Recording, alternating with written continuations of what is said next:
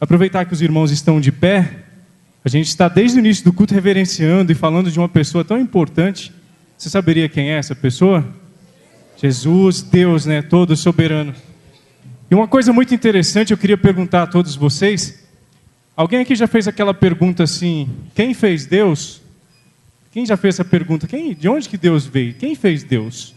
Ninguém aqui nunca fez essa pergunta, não? Não acredito que só eu fiz essa pergunta.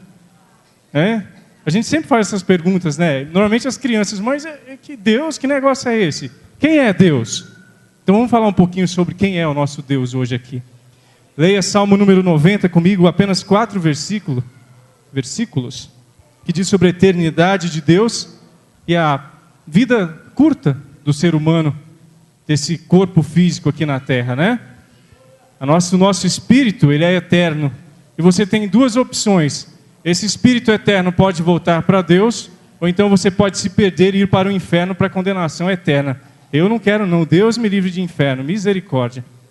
Está escrito assim no Salmo número 90. Senhor, Tu tens sido o nosso refúgio de geração em geração. Significa que as gerações vão passando e Deus continua sendo o nosso refúgio. Antes que os montes nascessem e se formassem a terra e o mundo, de eternidade a eternidade, Tu és Deus. Aleluia. Tu reduzes o homem ao pó e dizes, tornai filho dos homens, pois 1000 anos aos teus olhos são como o dia de ontem que se foi e como a vigília da noite. Amém? Podei vos assentar. Meus irmãos, a gente sai por aí pregando o Evangelho, a gente prega o Evangelho na igreja, a gente fala do amor de Jesus, fala que Ele é o único caminho, a única solução, que Ele é o que conduz o ser humano à salvação, que por intermédio de Jesus Cristo, nós temos acesso à coisa mais importante pela qual a gente luta todos os dias, que é a nossa salvação. Eu digo isso sempre para os alunos da escola dominical. A gente luta, meu irmão, para adquirir a coisa mais importante para a nossa vida, que é a salvação. Aí você fala, mas e as bênçãos? E o carro do ano? E a casa? E a boa família? Isso daí é exatamente as consequências de quem luta para estar buscando a salvação. Você vai ter tudo isso, meu irmão, quando você luta para buscar a salvação. E a salvação nos é dada por intermédio da morte de Jesus Cristo na cruz do Calvário. Tem muita gente que diz que as pessoas são predestinadas a serem salvos. Então, não tem necessidade de você ficar buscando o Senhor. Mas não, o nosso Deus é tão maravilhoso, e aqui a gente começa a conhecer um pouco de Deus, quando Ele deu o único filho que Ele tinha para morrer por amor de todos. E a Bíblia fala que a gente está predestinado à salvação desde antes da criação. Desde quando, antes de o mundo ser criado, eu e você já estávamos predestinados à salvação, a estar eternamente com Cristo. Mas algumas pessoas dizem que não, que você é predestinado a ser salvo e outras pessoas não. Quem não é predestinado já está condenado e pronto. Mas não é isso. Você já está predestinado a ser salvo mesmo antes de Jesus ter vindo aqui morrer por amor de mim e de você. Por que Jesus morreu? Porque o homem, por intermédio do pecado, se afastou de quem? De Deus. Nós tínhamos um contato direto com Deus. E aí o que nos tirou do contato direto com Deus? O pecado. E o Deus, que é tão soberano, uma das características do nosso Deus, que é uma pergunta que a gente pode sempre, a resposta que a gente sempre pode dar para as pessoas que querem saber quem é Deus, quando Ele nasceu, é a justiça de Deus. O Deus que é justo e que tem um grande amor. Outro dia eu perguntei para os meninos da escola aqui de música que a gente tem na igreja, como que você imagina Deus? Será que Ele é uma pessoa assim de uns 10 metros de altura? Porque dizem que Ele consegue pegar, a Bíblia fala que Ele consegue enfiar a mão lá no fundo da água, do mar, e pegar lá, e de repente Ele pega o mundo inteiro com a mão, mas Ele não cabe no nosso coração. Então que tamanho que será que é Deus? Aí o Davi, né? Cadê o Davi? Filho da Raquel me disse que ele deveria ter uns 10 metros de altura, né? Mas aí, essa imagem que a gente tem de Deus, ela deriva muito, meus irmãos, do que os artistas, do que o Leonardo da Vinci fez lá quando ele pintou a Santa Ceia. Ele imaginou um Jesus daquele jeito, mas eu penso que Jesus e Deus, que é quando você fala de Deus, você pode entender que eu estou falando de Jesus também. Eu imagino que Jesus, ele parecia assim um pouco comigo, não é? E Deus. E se você quiser saber como é que ele é, como é que Jesus é, olha lá no espelho. Você já não olhou? Você olhou no espelho hoje? Quem olhou no espelho hoje? Nós não somos imagem e semelhança de Deus. Então, se você quer conhecer um pouquinho mais Deus, olhe para você mesmo. Então, ele é bonito como eu, bonito como você. E outras características de Deus: justiça, um Deus que é amável, um Deus que é severo. E ele é tão maravilhoso que ele, apesar do pecado que nos separou dele, imagina, irmãos, a gente tinha contato direto com Deus. A gente podia conversar com Deus cara a cara, que coisa maravilhosa. E por que às vezes você fica sentindo um negócio no seu coração, uma coisa que vai te movendo, e você às vezes não consegue explicar? Sabe o que é isso? É teu espírito querendo ter um contato com Deus, porque você veio de Deus, porque você é o princípio da criação, a obra de Deus feita com as próprias mãos dele. Imagina isso, meu irmão. Por que o diabo de tempos em tempos vem lutando para derrubar a igreja? Vamos pensar um pouquinho. Quando Jesus veio aqui, morreu e nos deu acesso à salvação, e os discípulos saíram por aí pregando o evangelho, as pessoas aceitavam Jesus. Na primeira pregação, mais de 3.000 aceitaram Jesus, quando Pedro levantou e pregou. E crescia, e o Império Romano, que dominava o mundo naquela época, começou: não, vamos ter que acabar com esse povo, porque esse povo pode ameaçar a política, pode ameaçar o Império Romano, acabar com o que dominava o mundo naquela época. E o que eles fizeram?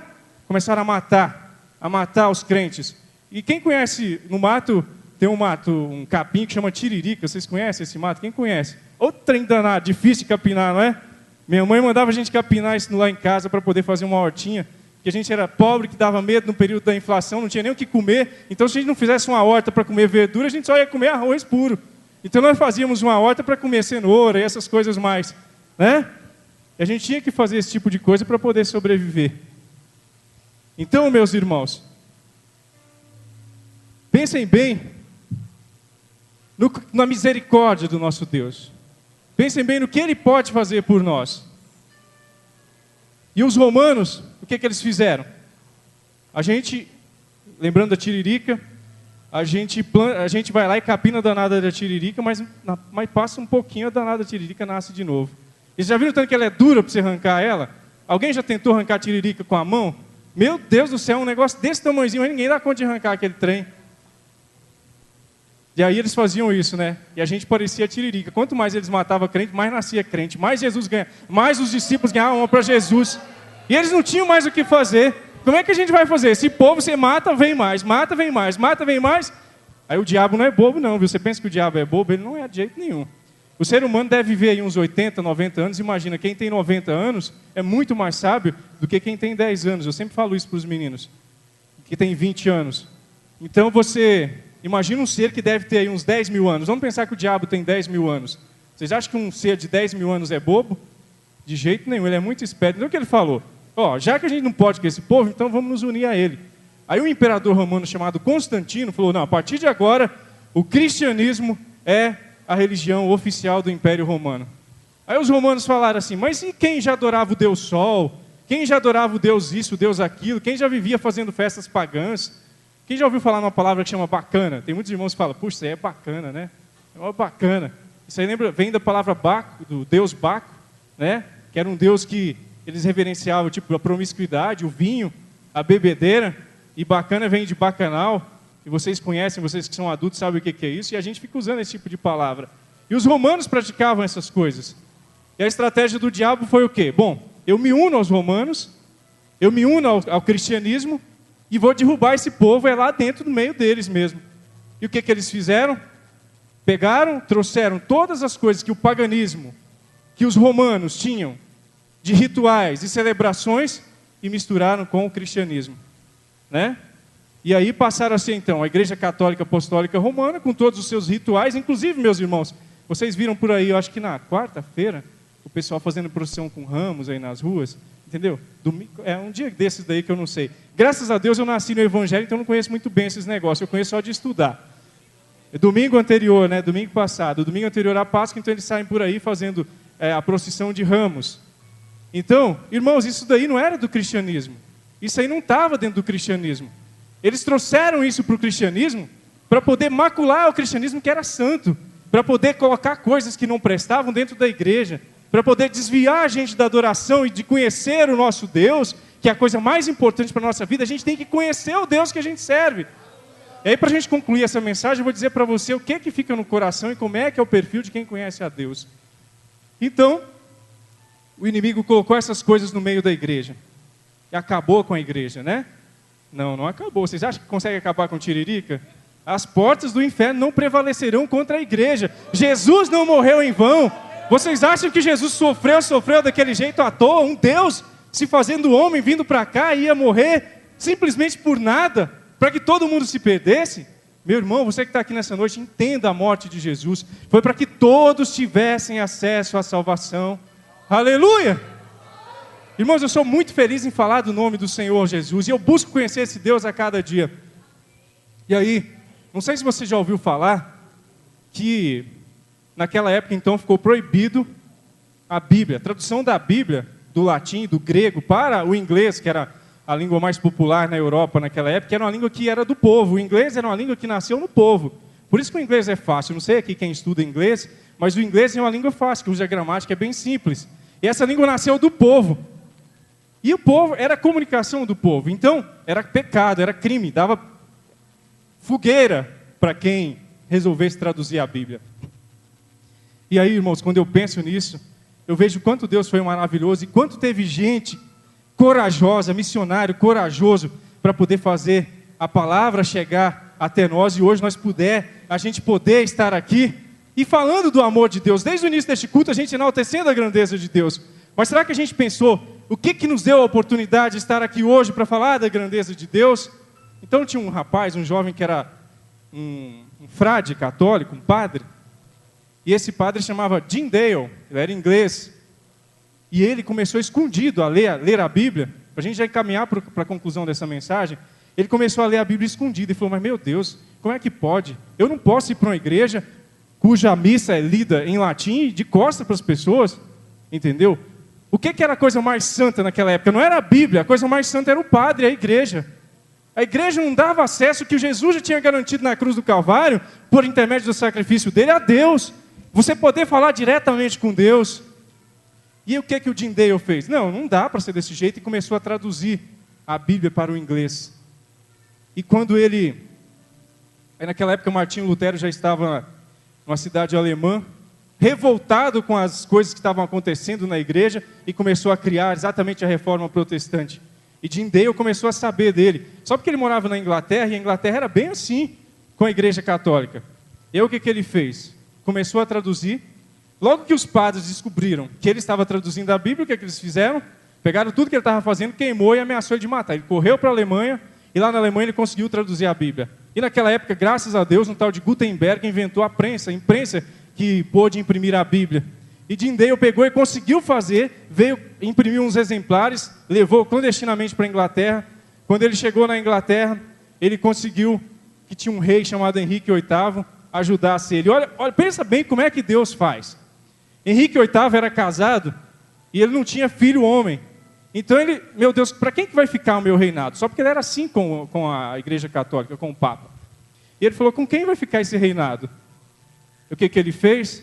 Eu vou pedir para o Papa que ele me dê a possibilidade de cancelar o meu casamento com essa mulher, porque ela não está dando à luz a filhos. Eu preciso de um homem para poder me substituir no meu reinado. E aí com isso eu vou casar com uma que pode dar à luz. O que o Papa falou? Não, de jeito nenhum, você não pode fazer isso. Aí ele lembrou do Jim Dale, que tinha feito uma Bíblia, traduzida a Bíblia em inglês, que estava dando acesso às pessoas de conhecer a palavra de Deus.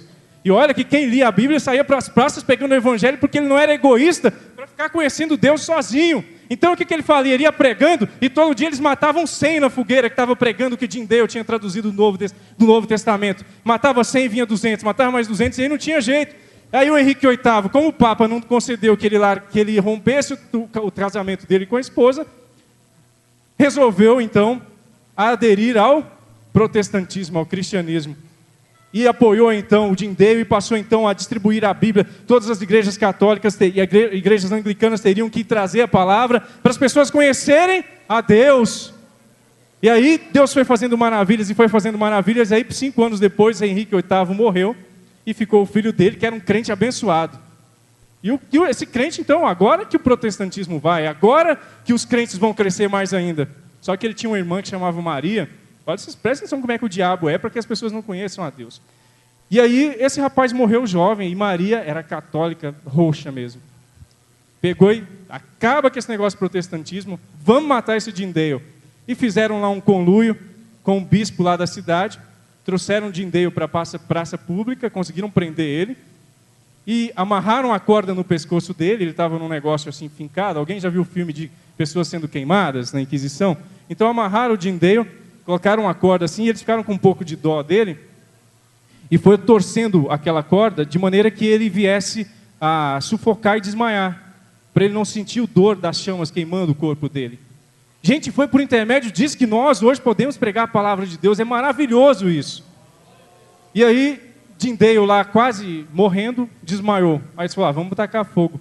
No que eles botaram fogo naquela fogueira, ele acordou e gritou que nem... Você imagina, você já queimou o dedo aí? É difícil, não é? Imagina queimar o tempo inteiro. As pessoas que estavam vendo aquilo lá ficaram comovidas. Como é que pode uma pessoa morrer queimada por amor a uma escritura, um amor a uma palavra? Isso aí, meu irmão, era porque ele conhecia a Deus. E quando você conhece a Deus, meu irmão, pode vir o que vier, que você não desiste. Você leva a palavra de Deus adiante. Você diz o que Ele é, você diz o que Ele pode fazer. Foi isso que Ele fez. Então aquelas pessoas que estavam lá não suportaram e começaram a pegar o Novo Testamento, o inglês, e saíram pregando por todos os lugares. E hoje vai em qualquer lugar do mundo, você pode pregar a palavra de Deus. Ah, mas tem uns países que são de portas fechadas, que não deixam, mas lá entra a Bíblia. De uma forma ou de outra entra a Bíblia. Entra a palavra de Deus. Então, meus irmãos, vocês notaram como o diabo veio sempre trabalhando para afastar o homem de Deus? Vocês notaram isso?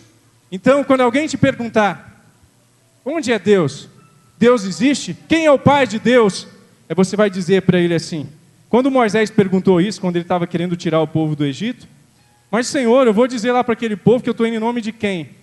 Você acha que existia alguma palavra que Deus poderia falar para Moisés, que ele ia entender e dizer para o povo quem era Deus? Alguém acha que há alguma palavra que dá para explicar quem é Deus? Irmãos, isso é questão de fé. Ou você acredita, ou você não acredita. Agora eu digo uma coisa, se você acreditar, se você servir a Ele como deve, você não vai ser abençoado só aqui não. Você ainda vai garantir o que é principal, o mais importante. As outras coisas são seculares. O mais importante é a salvação da sua alma. Você vai morrer, meu irmão, ou você vai ser arrebatado, e tem uma coisa sua que precisa voltar para Deus. E para essa coisa sua voltar para Deus, que chama-se Espírito, você precisa estar no centro da vontade de Deus. Então, irmãos, que esse tipo de sacrifício, para que você entenda, para que você conheça a palavra de Deus, não seja em vão, não. E não seja egoísta, não deixe de pregar a palavra de Deus. Então, Deus é eterno, e Ele disse para Moisés assim, Moisés, fala para aquele povo assim, o Eu Sou te enviou. Ele é, Ele era, e Ele há de vir, Ele há de ser, Ele é eterno. Deus, meu irmão, alto existe, não há nada maior do que o nosso Deus. Ele é soberano, Ele é supremo. E para a gente finalizar a nossa mensagem, eu sei que para falar da grandeza de Deus, a gente ia precisar de ficar aqui a noite inteira, o dia inteiro, e a gente não ia conseguir, não é verdade? Alguém acha que eu iria conseguir falar quem é Deus aqui? Então, tenha fé. Quando eu comecei a estudar na universidade, a gente sempre, nos cursos de área de ciências humanas, as sociais aplicadas, sempre eles têm a matéria que chama filosofia. E filosofia, eles questionam tudo e não têm resposta para nada. Não é verdade? Questionam tudo e não têm resposta para nada. Mas é importante que você leia para você conhecer. Eu comecei a ler vários livros, vários clássicos de filosofia, e chegava num ponto que eles falavam que o mundo é algo assim, uma energia sobrenatural, e que você é fruto de uma energia, de um cosmo, e que de repente se você sentar com as pernas cruzadas que nem os índios sentam e começar a bater os dedos, você vai ter contato com esse... Entendeu? Aí, chega nessas horas, eles perguntam, mas me prova quem é Deus. Aí você fala, olha, eu acredito em Deus, porque eu tenho fé e sinto Ele aqui.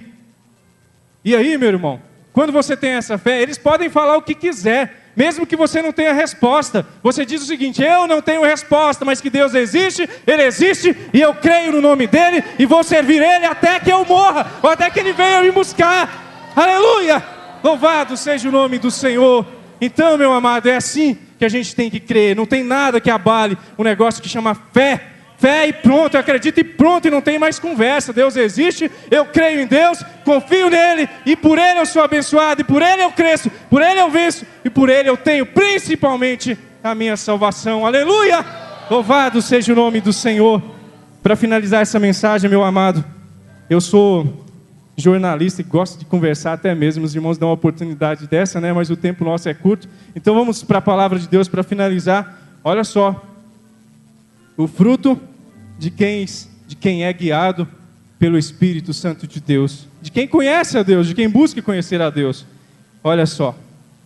As obras da carne são conhecidas. Olha, as pessoas que não conhecem a Deus, olha o que elas aprontam. Olha só. Deus me livre disso, né? Mas a gente é sujeito a isso, viu, irmão? Se você não se apegar ao Senhor e pedir a Deus para te ajudar, você é sujeito a essas coisas. Gálatas, capítulo 5, a partir do 18. Diz assim, 19. Ora, as obras da carne são conhecidas e são, olha só, prostituição, impureza, lascívia, idolatria, feitiçaria, inimizades, bebedices, porfias, ciúmes, iras, discórdias, dissensões, facções, invejas, bebedices, glutonarias e coisas semelhantes a estas. As pessoas que não conhecem a Deus. A respeito das quais, disse o apóstolo Paulo, eu vos declaro, como já outrora vos preveni, que não herdarão o reino de Deus quem pratica tais coisas. Então fiquem atentos a isso. E agora, quando a gente busca conhecer o nosso Deus, ou coisa maravilhosa a gente buscar conhecer a Deus, porque mesmo nas dificuldades, mesmo quando a gente está lá com aquelas lutas terríveis, a gente sente lá no fundo do coração que a gente vai vencer. Que, olha, que o principal, que a salvação está garantida pelo sangue de Jesus Cristo na cruz do Calvário. Aí diz assim, ó, mas o fruto do Espírito é amor, alegria, paz, longanimidade. O que é longanimidade? A gente ter paciência, né? Que às vezes as coisas demoram. E o crente que confia em Deus, ele tem paciência, porque o nosso Deus é longânimo.